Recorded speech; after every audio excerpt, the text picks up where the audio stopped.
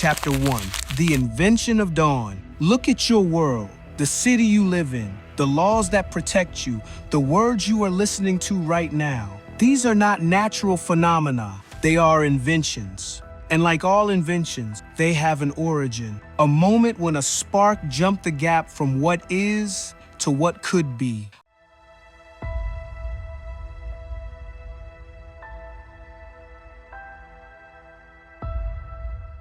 Our story begins not with kings and conquests, but with that first fragile spark. It was struck not in a lush, forgiving land, but in a flat, harsh, and terrifyingly unpredictable marsh between two wild rivers. This is the story of the first people who looked at chaos and dared to write back. This is the story of the Sumerians, humanity's original architects.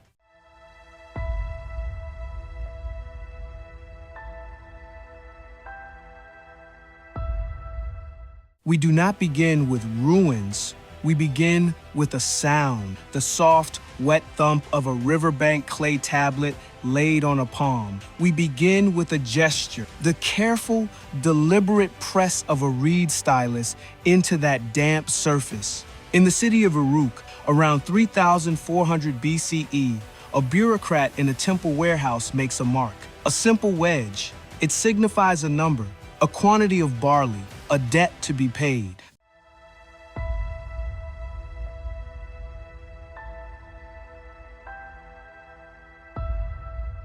This mark is a bridge across time, and it is the birth of history. Before this moment, humanity lived in an eternal present, memories fading with each generation. After this mark, we could speak to the future.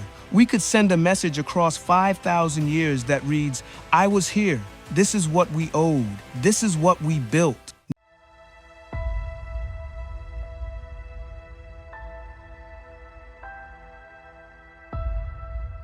Now, pull the camera back from that scribe's hand. See the world he inhabits. It is not a place destined for greatness. It is a brutal, primal arena, the flat, alluvial plain of southern Mesopotamia, land between the rivers, the Tigris and Euphrates. These were temperamental gods. One season, they could wither to a trickle, baking the earth to salt. The next, they could roar over their banks in a catastrophic deluge, wiping away every trace of human effort. The sun was a hammer. The wind carried dust, not promise.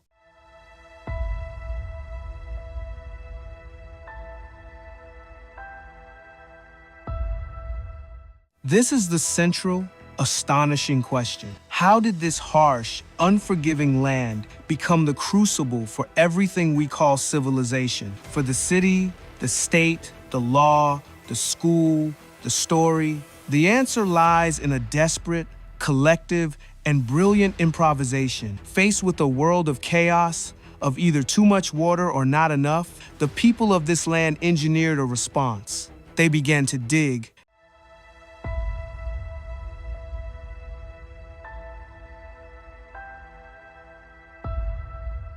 Their first and greatest invention was the ditch, the canal, the organized, communal struggle to control the uncontrollable, to trap the floodwaters and channel them to the parched fields. This was the hydraulic revolution, and from the mud of those first irrigation channels, civilization itself would slowly, stubbornly begin to rise.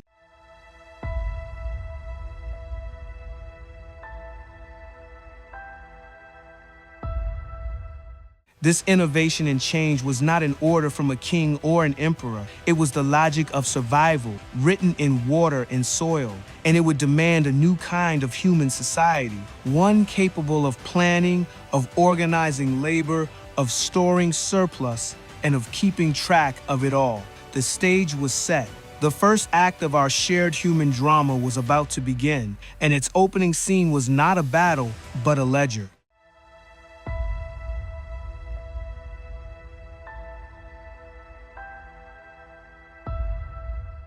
Chapter 2, The Great Improvisation. What happened in the mud of Sumer was a chain reaction of pragmatic solution. Civilization here was not simply conceived, It was improvised, a desperate and brilliant series of answers to a single, brutal question: how do we survive here?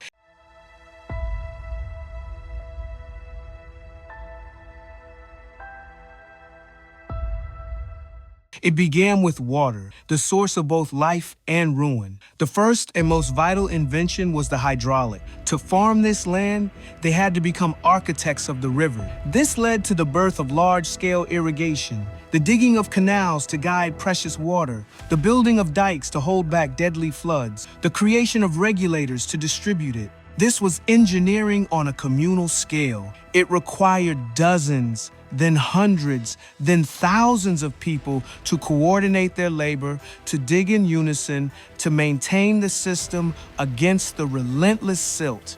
The first great project of civilization was a public works program.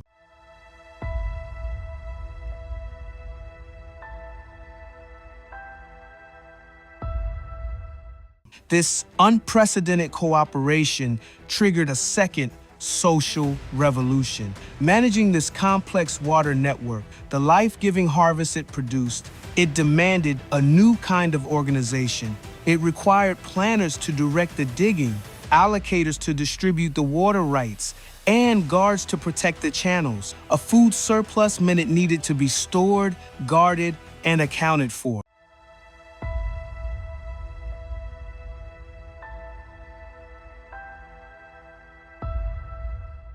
From this practical necessity, the world's first hierarchical social structures emerged. Administrators and scribes rose to manage the surplus. Priests gained prominence as intermediaries with the capricious gods of flood and drought, their rituals a technology for managing cosmic anxiety. The temple evolved from a simple shrine into something radically new, the economic and administrative heart of the community. It became a warehouse, a tax collection center, a ledger of distribution, and the first corporate entity.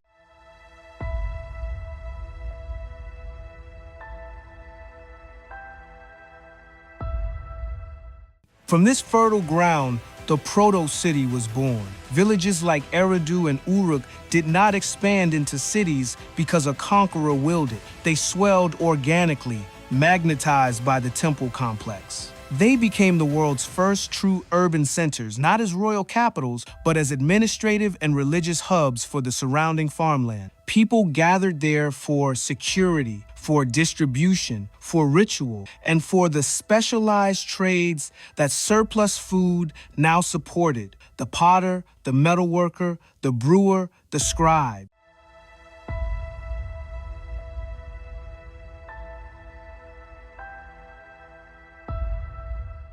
This was the great Sumerian improvisation. Unlike future civilizations and empires, this one did not descend from the top down, commanded by a crown. It coalesced from the bottom up, rising from the mud of the irrigated fields, through the pragmatic need to cooperate, into the bustling, complex, and utterly new human experiment called the city. They had built the machine of communal living. Now, they faced an even greater challenge. They had to invent the instructions for how to run it.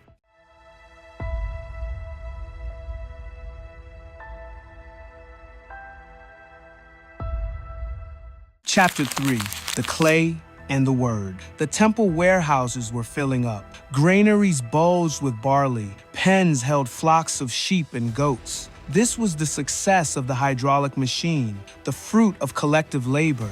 And it created a new, distinctly human problem: memory. How could the administrators of Uruk keep track of it all? Who owed what? What had been paid? What was stored? What was promised?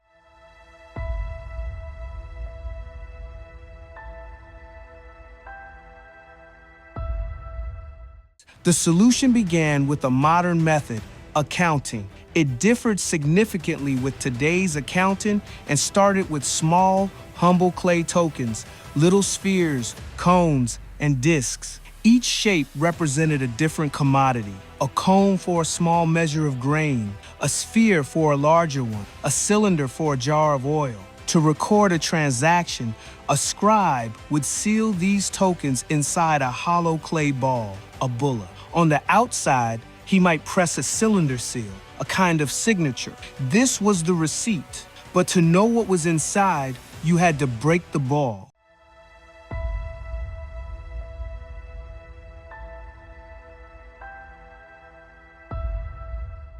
Then came the cognitive leap. Instead of hiding the tokens inside, scribes began pressing them into the surface of a wet clay tablet while it was still soft, leaving visible marks. Next, they realized they could simply draw the shape of the token with a stylus. The three-dimensional object became a two-dimensional symbol. This was the primordial root of writing. Over generations, these pictographs stylized, abstracted, and sped up. The reed stylus, pressed into clay at an angle, created the distinctive wedge-shaped impressions that give the script its name, cuneiform, from the Latin cuneus, for wedge.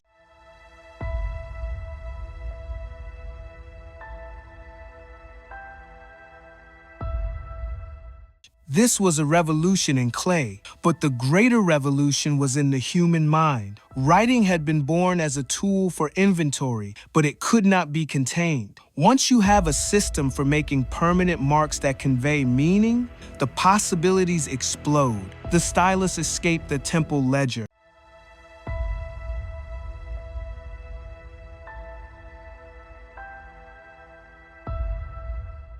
It began to record the world. It carved the code of Ur-Nammu, one of the first known sets of written laws, establishing fixed rules for society. If a man commits a murder, that man must be killed. It gave voice to literature, etching onto tablets the Epic of Gilgamesh, the world's first great heroic poem, a story of friendship, the fear of death, and the search for meaning. It captured the mundane and personal practice tablets from the first schools, where students copied signs over and over, letters between merchants, prayers to forgotten gods.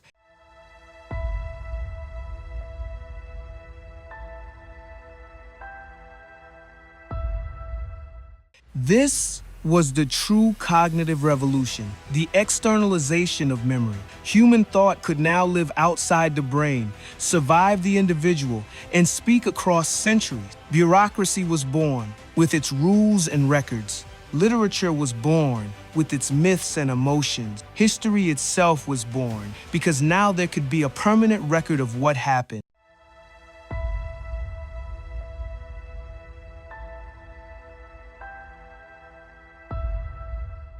The city of Uruk, at its height, stood as the staggering emblem of this new written world. It was a metropolis of tens of thousands, protected by monumental walls of baked brick that gleamed in the sun. So vast and awe-inspiring were these works that later generations would attribute them to a mythical, superhuman king, Gilgamesh. In doing so, they fused the tangible achievement of the world's first civilization with the timeless power of its first story. The tool for counting grain had become the instrument for building legend.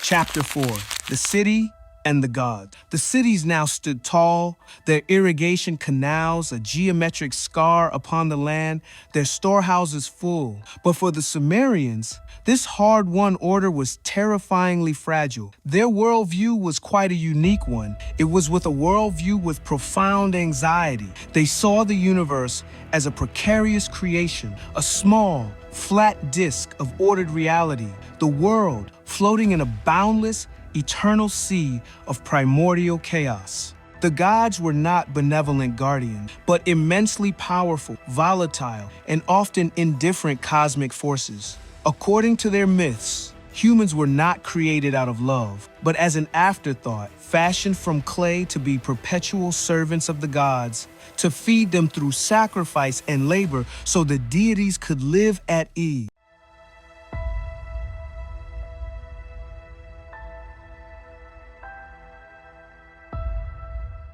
This belief made civilization itself a sacred, desperate project. The purpose of the temple, the king, and the endless rituals was not celebration, but maintenance. Every organized act of society, from the rhythmic work in the fields to the grand construction of a ziggurat, was a collective effort to uphold cosmic order, to reinforce the walls against the ever-pressing chaos that manifested as drought, flood, plague, or invading tribes. Religion was the operating system, and its primary function was survival.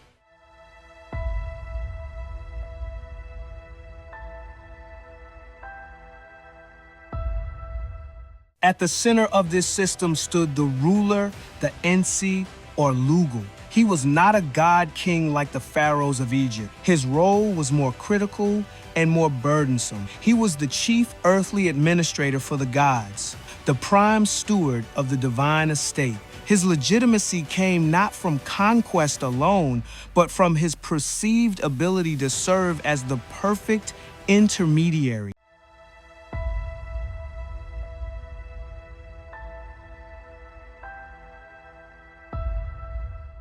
His primary duty was to build and maintain the temples, the gods' literal homes on earth, and to perform the precise rituals that would keep the deities appeased. A successful reign was measured by the gods' continued favor, evidenced by predictable floods, bountiful harvest, and the city's prosperity. The king was the linchpin holding the human and divine worlds together.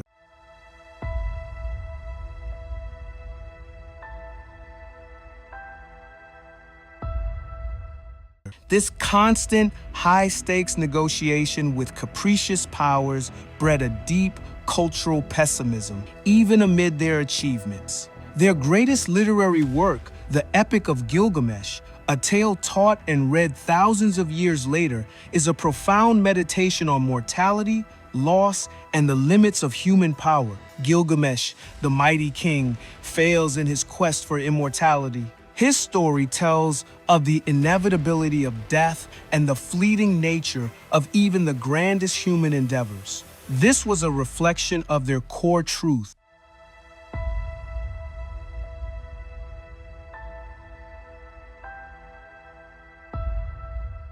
All their canals, walls, and writings were monumental attempts to impose order, yet they remained keenly aware that a single divine whim could sweep it all away. Their brilliance was forged in the shadow of impermanence, and their greatest legacy is the poignant story of what it means to build something magnificent, knowing it cannot last.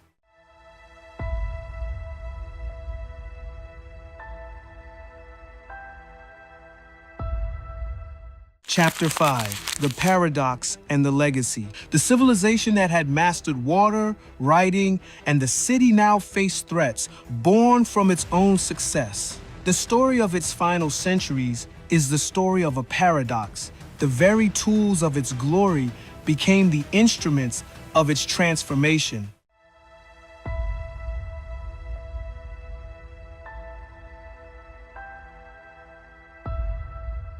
The first threat was competition. As the great city-states of Ur, Lagash, and Uruk grew prosperous, their rivalry shifted from cooperation against nature to warfare over the resources they had created. The Stele of the Vultures, a monument to a brutal victory, marks this new era of city-state against city-state. This incessant conflict demanded a supreme power, which arrived in the form of Sargon of Akkad. An outsider speaking a different language, Sargon forged history's first true empire around 2334 BCE.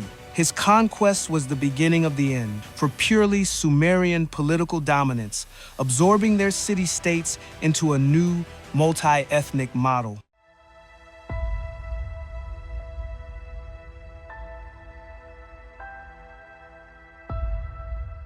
Simultaneously, the land itself began to fail them. Their brilliant irrigation had a hidden, fatal cost: salinization. Evaporating water left behind toxic salts that slowly poisoned the wheat fields, choking the agricultural surplus that was the foundation of their society. This ecological decay was mirrored in their cosmology. To the Sumerian mind, such disaster could only be divine retribution. The later text, the Curse of Agade, describes the empire's collapse as the god Enlil's wrath, framing political and material failure as a symptom of cosmic disorder.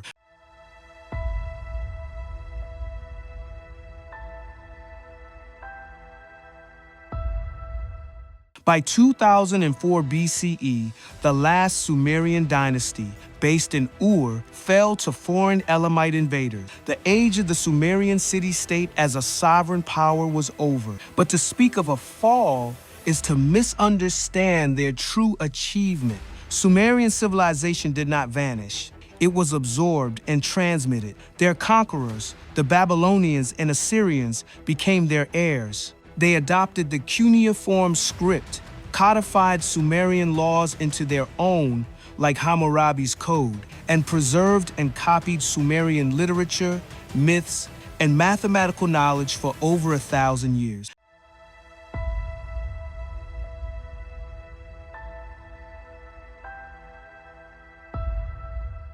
Their ultimate legacy is therefore not in the mud brick ziggurats that melted back into the plain. It is in the immaterial architecture of modern life. They gifted humanity the foundational grammar of complex society, the concept of the city, the bureaucratic state, the written contract, the formal school, and the literary exploration of the human condition. Every modern metropolis, every legal code, every line written in a book, carries an echo from the plains of Uruk. They were not just the first civilization.